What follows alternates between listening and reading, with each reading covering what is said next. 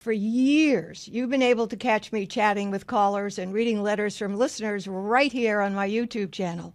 Starting now, you'll be able to watch a full hour of my preaching, teaching, and nagging every Friday at 2 p.m. Pacific, 5 p.m. Eastern. The Dr. Laura Hour on YouTube is my new weekly show. Enjoy my commentary, conversations, and woohoo-worthy moments every Friday right here on youtube.com/Dr. Laura. Now, be sure to subscribe, set that notification bell, and share Dr. Laura on YouTube with a friend or anybody. All these attacks and disappointments and hurts and this and that and the other thing, and you're building a nice life. How do you build a nice life? You have to put it down. You have to put everything that came before down.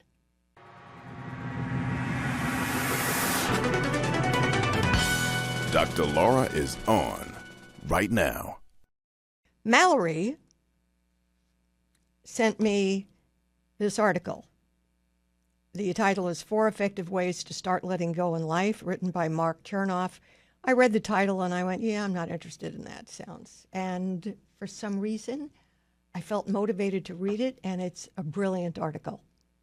And Dan will get the information. He'll post it. You can read the whole thing. I'm not reading the whole thing to you, but just giving you the essence, because I thought it was fascinating.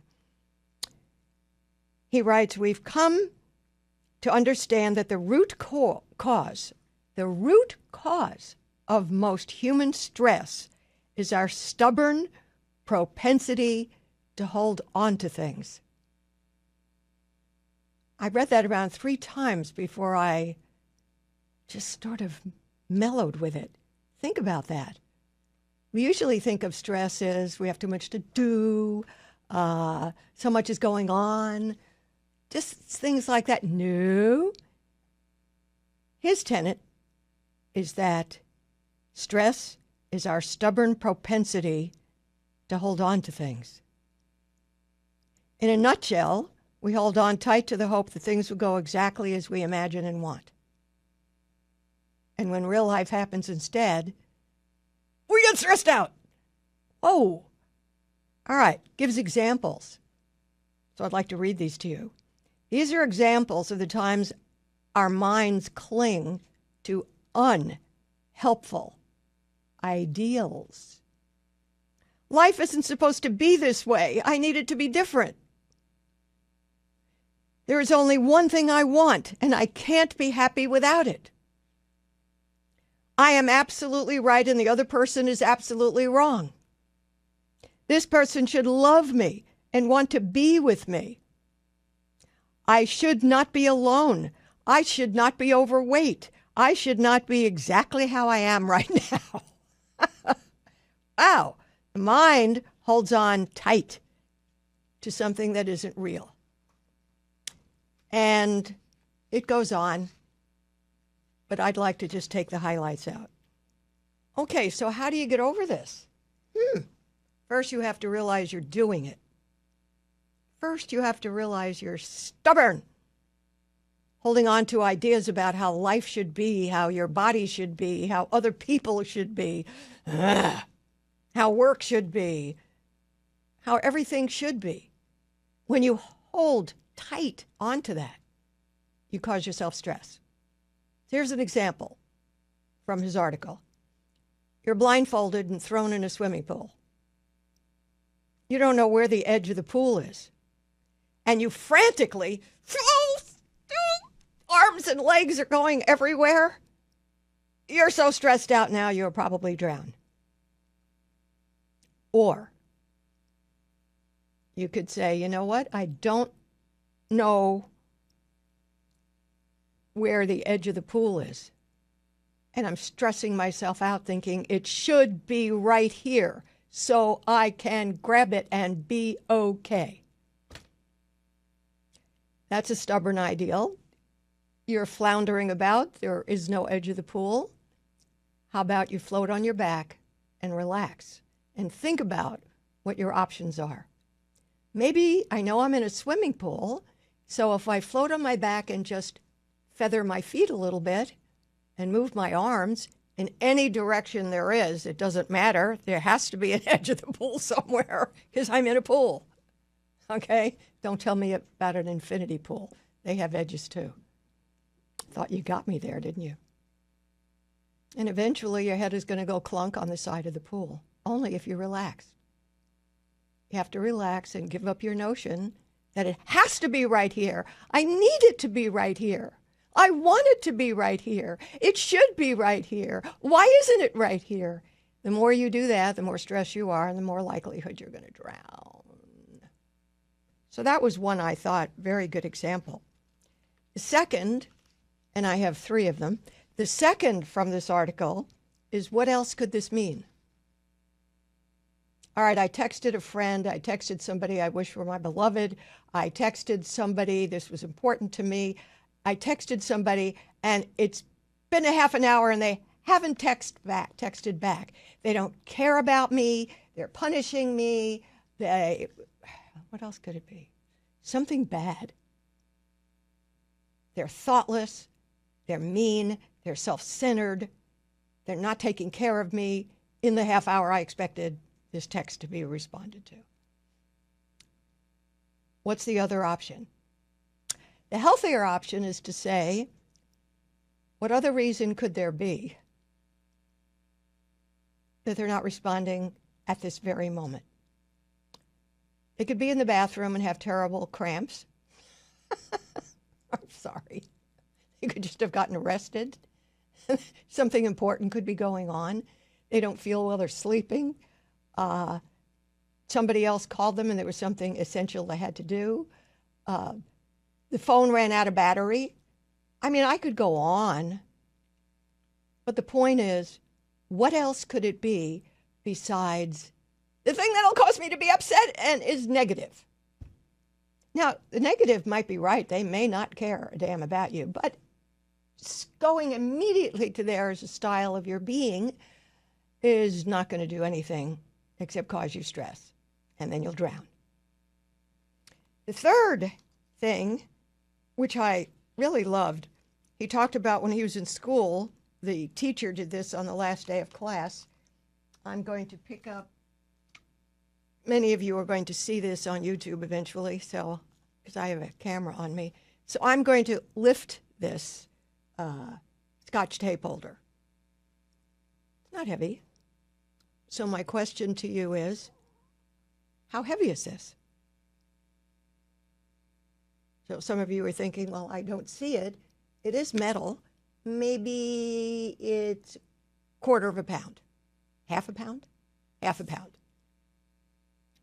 Well, I don't really care how much it weighs to you. My perspective is, it's how long I hold it above my head. If I sit here for 2 minutes, it's going to get uncomfortable and start feeling heavier.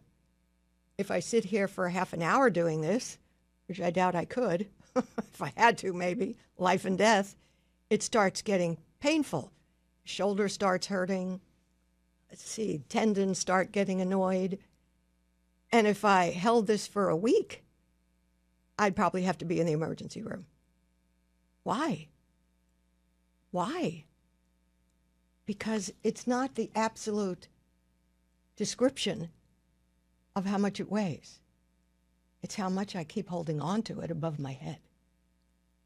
So I am causing it to get heavier and heavier and heavier in perspective and cause me pain, stress. So what matters, the absolute weight of the glass doesn't change, but the longer I hold it, the heavier it gets to be me. And then he quoted that professor when he was in school, and I'd like to read this. Your worries, frustrations, disappointments, and stressful thoughts are very much like this Scotch tape holder. Think about them for a little bit, nothing bad happens. Think about them a bit longer, and you begin to feel noticeable pain. Think about them all day long, and you will feel completely numb and paralyzed, incapable of doing anything until you put it down.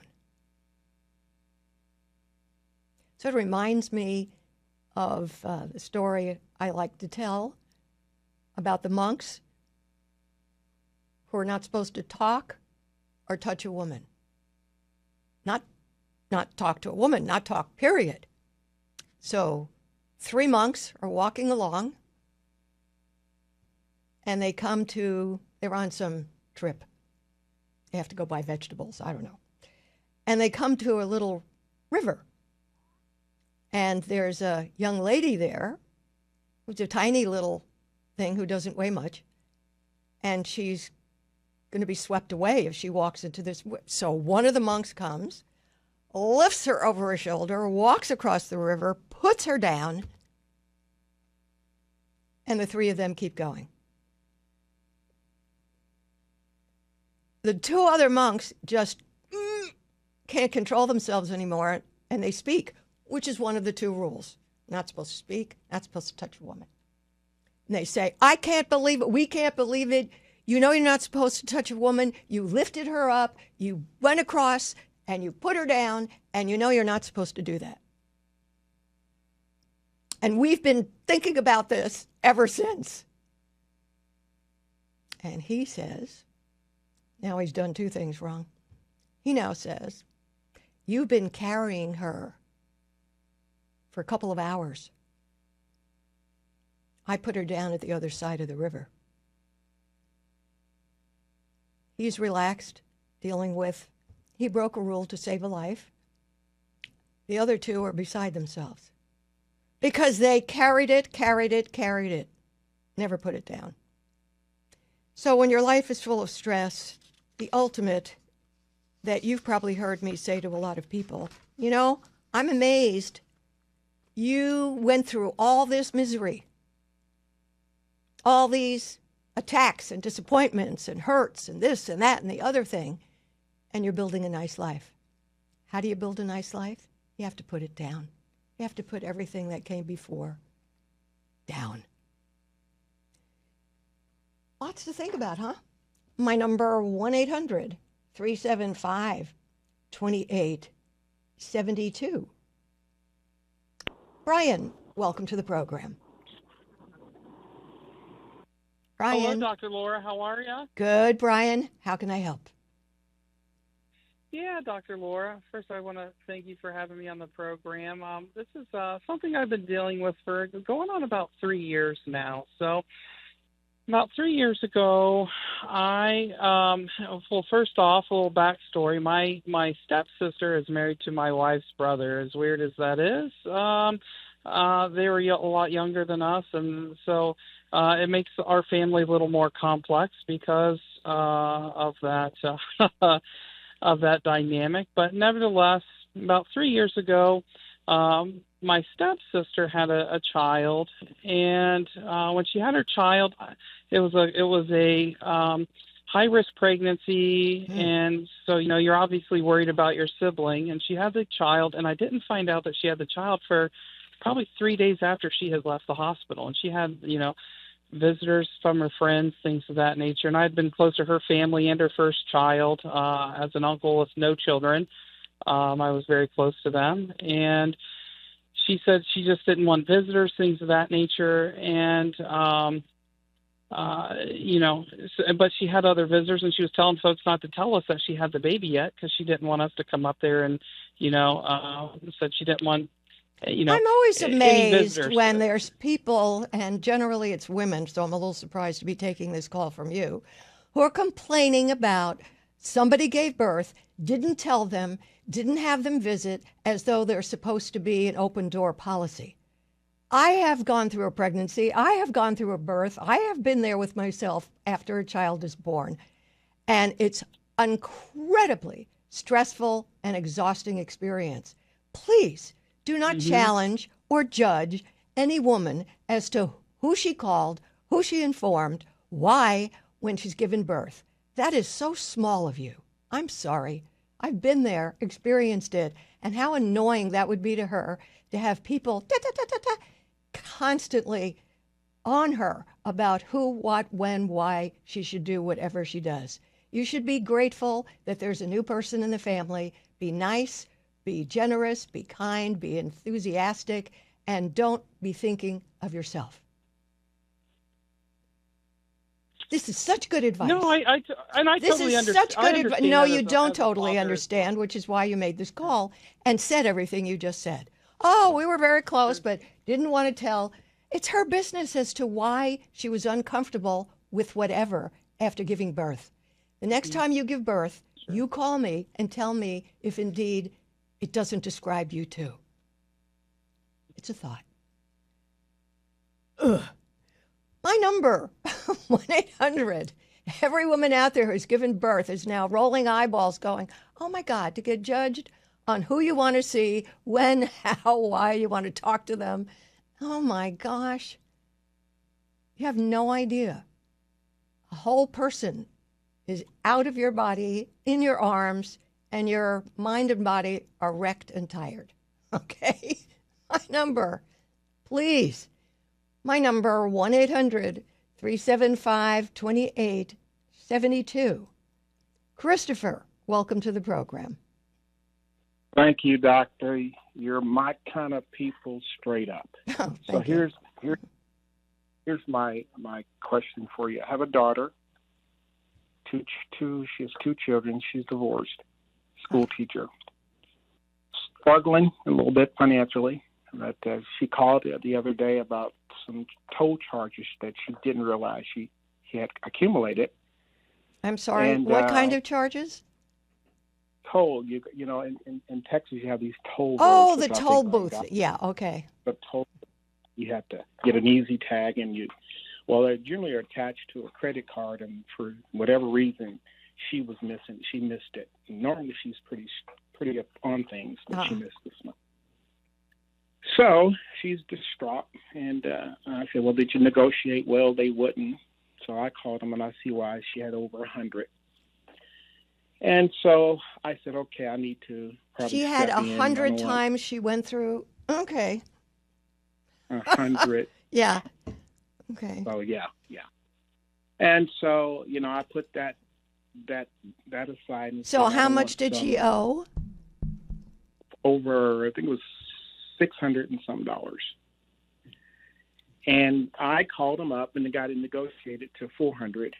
And I decided to go ahead and pay it because I didn't want her to be driving, get pulled over, and get her car impounded, and, on her way to work or with my grandkids there. I didn't want that scene at all. So I decided to go ahead and pay them. Now, here's my question for you. Now, I was thinking you're going to have to pay me this money back. I know you're struggling. Right No, now. she doesn't have to pay you the money back unless that's the arrangement you made with her. If you, I didn't initially. Oh, you initially said, I'll pay it and you owe me, a woman who has no money? No, That makes no I sense. just found out. I found out how much it was. I knew that she was struggling. I went ahead and paid it. Then she doesn't owe you a penny. Well, she agreed afterwards. She said, I'll pay you Okay, back. but she doesn't owe you a penny. Okay. All right. Well, then she's got a freebie, but she did say that, okay, we'll pay you back. Here's my And question. she's not going to be able to pay you back. Well, here's my question. Yeah, go ahead. I said, okay, look, we can do a deal. You listen to 6 of Dr. Laura's programs in our debt. Okay? Because I've mentioned your program before. She hasn't listened. I'll talk to you about the Okay, book, how was that going to make a difference? Well, I think if she listens, sometimes, being either given a choice, go to military or do time, or being given choices, it does work out. Well, what I were the think that your choices? Well, in her case, the choice will be listen to the program or pay me the money back. Okay. And I think that there's value in her listening I- to her. I think if she listens. Listen, I don't disagree. However, how are you going to make her do that? Well, I'm going to we have a good relationship. Oh, my God. Stop with the good relationship. All right. Well, You I'm her dad. overestimate your perception of how a good relationship motivates or dictates somebody else's behavior. 100 times she went through the toll. All she had to do was take a different route or get the sticker. I mean, Correct. she could have taken responsibility. So All right, I don't know what we're talking about. What is your question? Okay, pay me the money back. What is your question? I understand you said that. What is your question? Right. My question is that a fair? No, because you didn't have a deal that she had to pay you back, and you don't do charity for somebody and then demand a refund.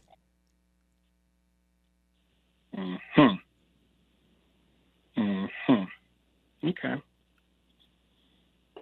All right. Well. And she's going to start increasing the tolls again, so good luck with that. Well, she's got.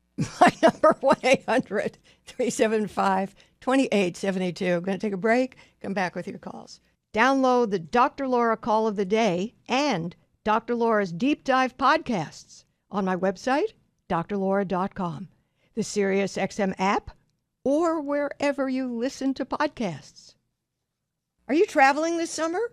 Will you leave instructions for a house sitter, the name and number of your vet, the code to your alarm system? Think about the steps you take to prepare for a vacation, and you'll get a sense of what goes into a knockbox. Knockbox is a complete system that helps you organize all of your accounts, possessions, and estate plans for your next of kin. Each knockbox comes with a comprehensive checklist that helps ensure you add everything they'll need to manage your estate when you're gone. From your funeral directives to your insurance policies and even the keys to your storage unit, the knockbox helps you organize it all. If you've got a household, you need a knockbox. Right now, Dr. Laura listeners save 16% off the knockbox of your choice. So go to the knockbox.com/Dr. Laura.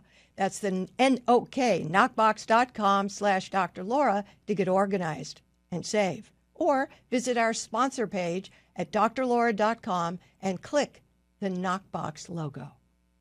Tony, welcome to the program. Hello, Dr. Laura. Hello. What's up? All right. So my daughter lives with me with my grandson. After her divorce, she was divorced for a year. She got remarried, and her boyfriend or future new husband moved in with me as well, living in my basement apartment, and he buys a new sports car, and I'm living. My wife says, you got to overlook it. I said, well, they're not getting ahead. They're not saving enough money to buy a house. My wife says, no one could buy a house now. I said, well, you still have to save for it. So I'm at a loss. My wife's against me as well. And your question for me is? How do I handle that? What do you mean handle it? In other words, do I just leave them alone and let them spend money and just say, go about your business, close my eyes? Or do I Let say, them listen, save money? smarten How up are you? here? What are you talking about? You don't have any power over them. All right. That's what my wife says. Just leave them alone, right? No, I didn't say leave them alone. I said I didn't understand what you said because you have no power to stop them from spending. All right. Yep, However, guess I'm I just do not struggling with that. understand you having them in your house. She got married. That should have been out right there. And then they would have been saving. But you rescued them. You taught them that you would protect them. You would protect your daughter. She has 2 kids, divorce, marry somebody else real fast. Your daughter's quite a plum, and you're still supporting it. I don't get it. So it's my fault. Yes. So it's my fault. Yes. Hmm. Because you have them in your house, you rescued her. And then you rescued them, which gave him the money to buy a car. Yeah, it's your fault. All right. Mm-hmm. You got it. So if you were in my shoes, being my fault, what should I do now? I would get a lot of boxes and go downstairs and pack everything and put it on the front lawn and tell them, find a place. Okay. All right. Well, that's a tough one. And let your wife be pissy about it. My wife's not going to Because she, well, I know that. So don't complain and be livid about their taking advantage of you inappropriately rescuing them. How dare you? Besides the fact that you're kind of a limp dick. You're not the man in the house at all. Yeah. Yeah, and I was afraid you were going to say that. our society doesn't need how you define manhood. You're not a leader in your home. Right. Huh. All right. Well, thanks for the advice. Why are you laughing? Because I'm actually sad because I put myself in this predicament. Yeah, and you're not going to be strong enough or paternal enough to turn it around? To sit with them and say, I've done a wrong thing to you. I apologize to both of you. Right. I did a rescue thing, and then I got bitchy when you didn't do the things I wanted you to do. That's terrible. But you have 2 weeks to be out of here, or I will pack you up and leave. And Mom yelling and screaming and crying is not going to change my mind, because I'm going to do the right thing by the two of you. Right.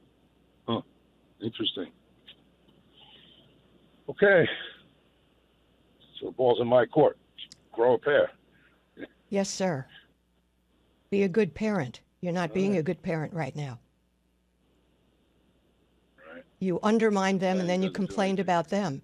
How's that for putting responsibility somewhere else? All right. Yeah. Wish I would have spoke to you before I told him to move in. That's okay. Get him the hell out. You made a mistake. All right. Own it that Thank you you. made a mistake, that you thought about not having your wife yell at you instead of what was the appropriate thing to do as a parent in this circumstance. I don't know why you guys are so afraid of your wives. I mean, are they all walking around with shotguns or something? My number, 1-800-375-2872. Have a line now open. Give me a call. Wow. Pretty amazing what we do on this program, huh? Mind-bending. All right. Robin, welcome to the program. Hi, Dr. Laura. Thanks for taking my call. Thank you.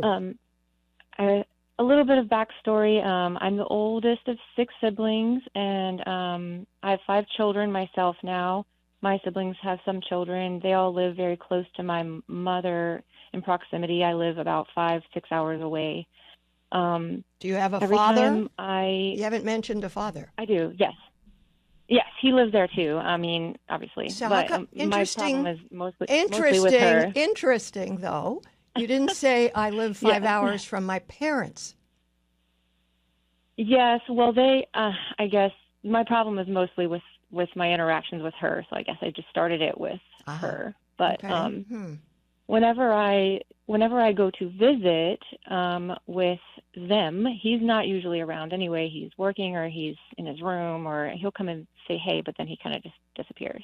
And I'm fine with that because it's fine. That's just kind of how it is. But the struggle that I have Before is you tell anytime I me go there, anything more, you just described your dad's behavior and you went, that's fine.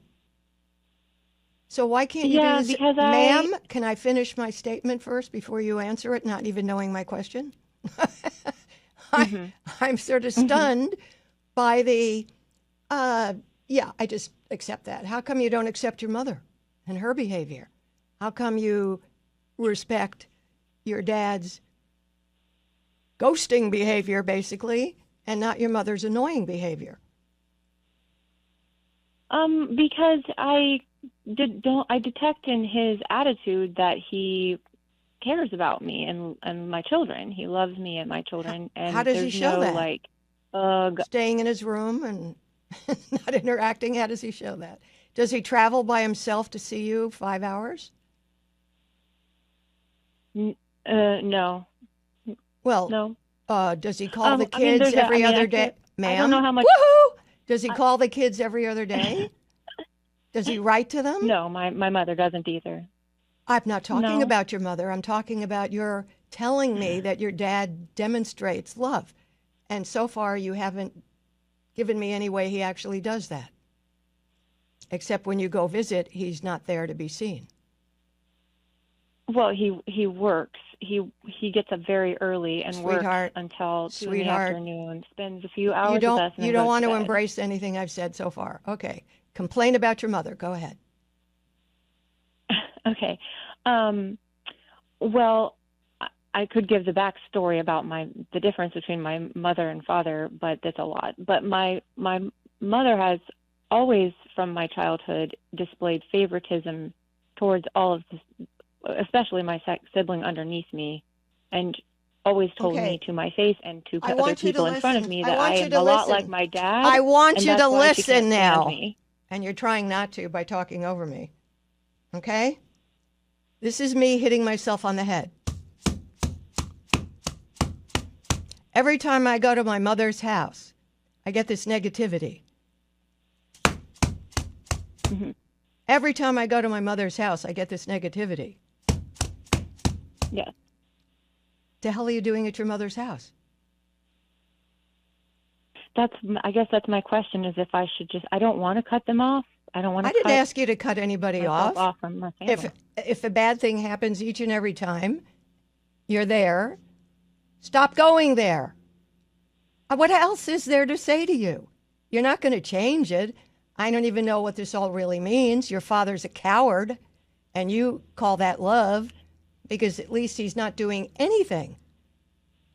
I don't know what your mother's problems are. I don't know what the problems of all the siblings are, but I know you're a married woman with kids who is, I don't know if you heard the opening to the program today, who is tenaciously holding on to a story that she experiences all the time, and very much so when she visits.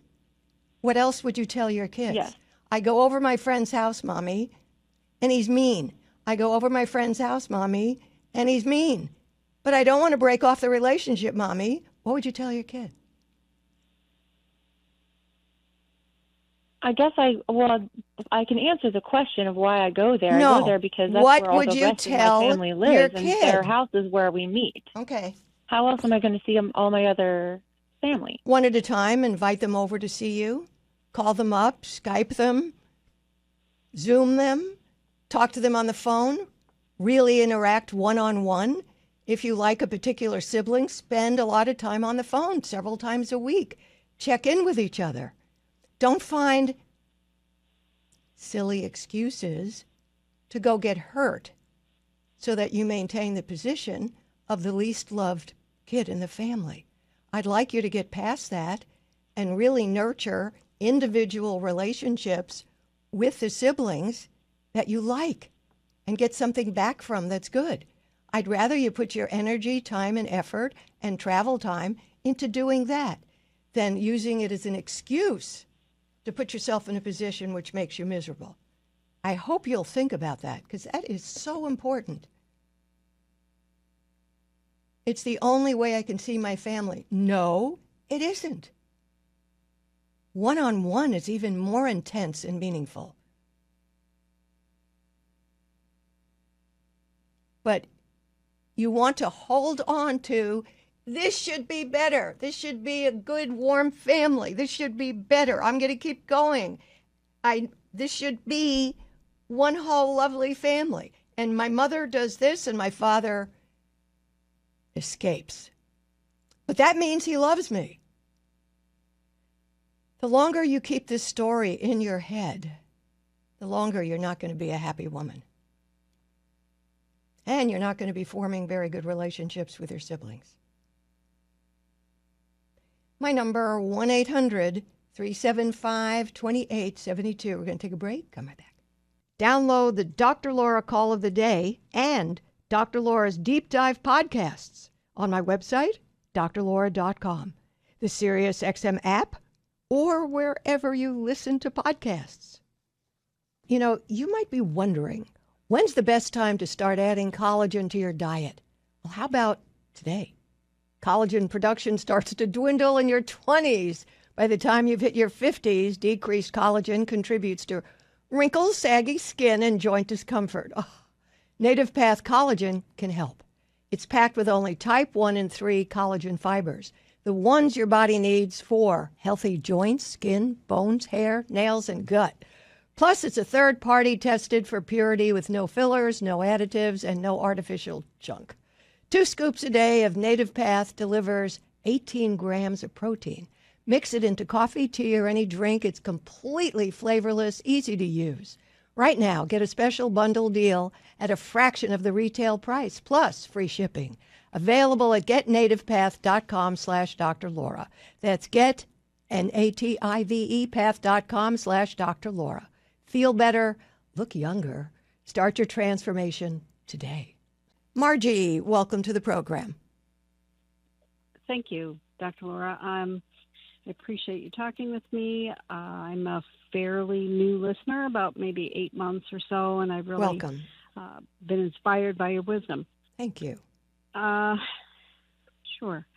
I am in a situation with my grandson, who is 5, and I am estranged from his dad, and my husband is not allowed to see. Okay, back my up. grandson. Give me the history on this, because it sounds kind of huge. So back up and explain how we got to this point.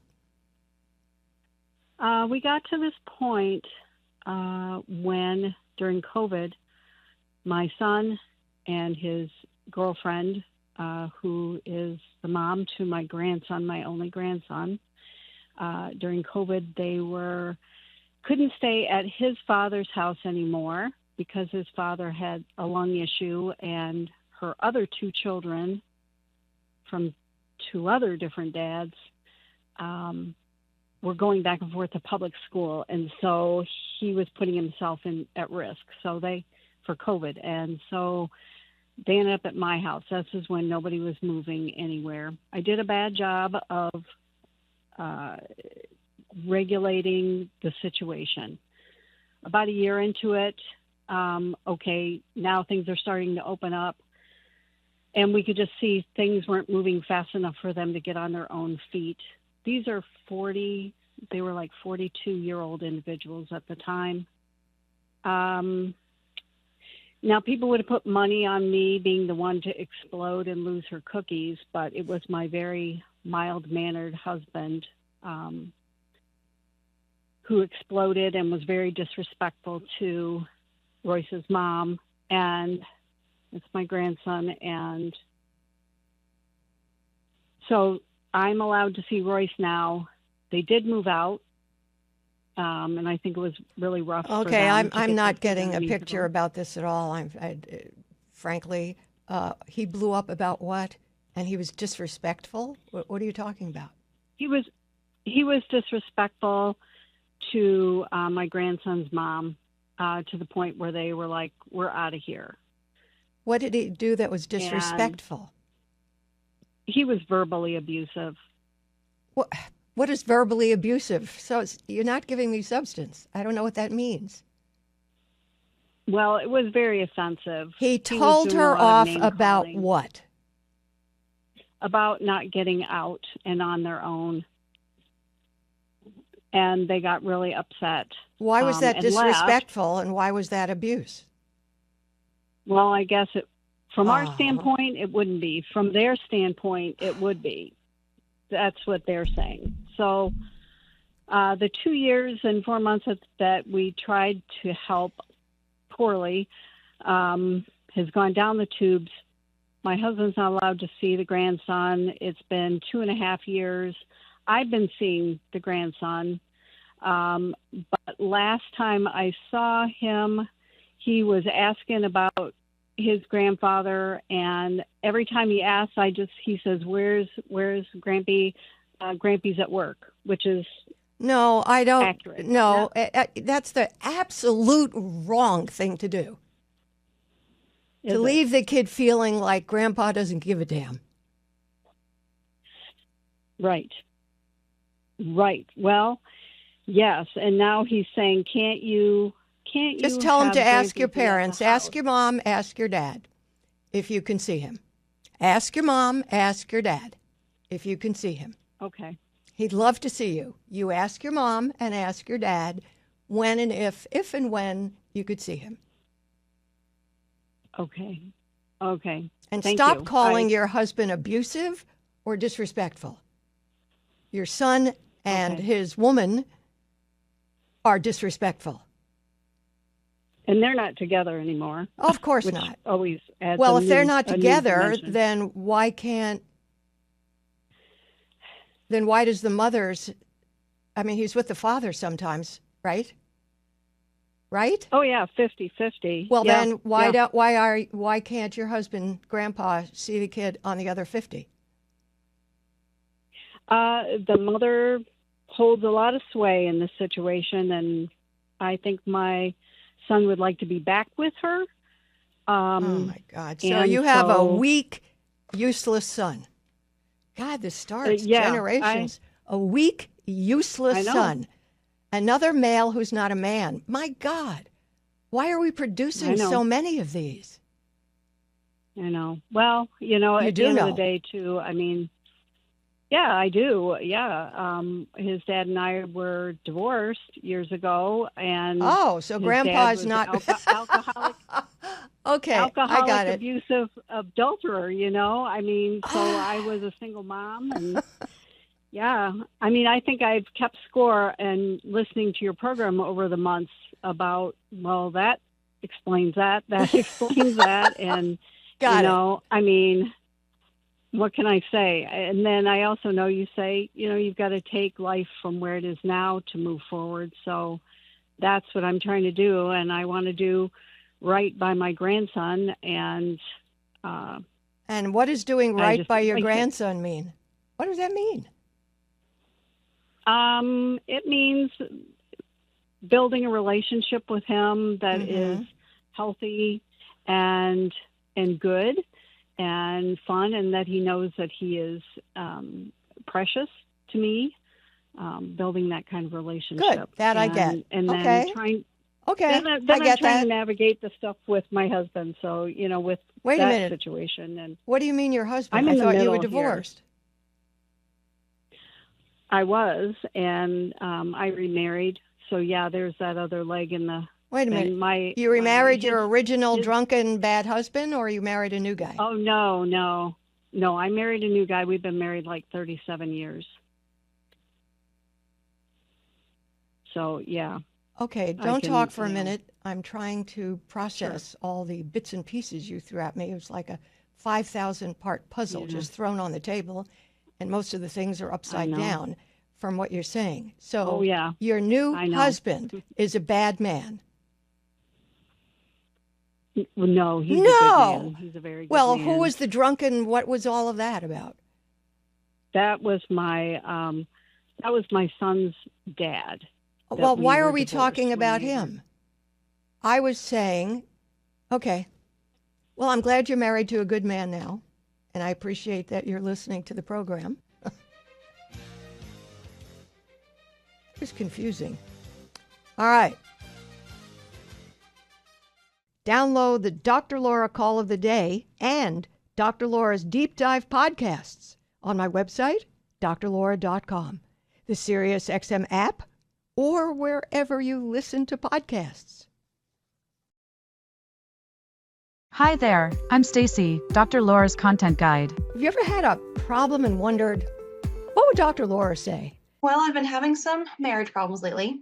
I'm no longer speaking to my family because they were mean to my wife. My husband says he doesn't feel a spark between us anymore, but I just don't know what to do. Struggling as a stay-at-home mom, dealing with a divorce, managing mother-in-law issues.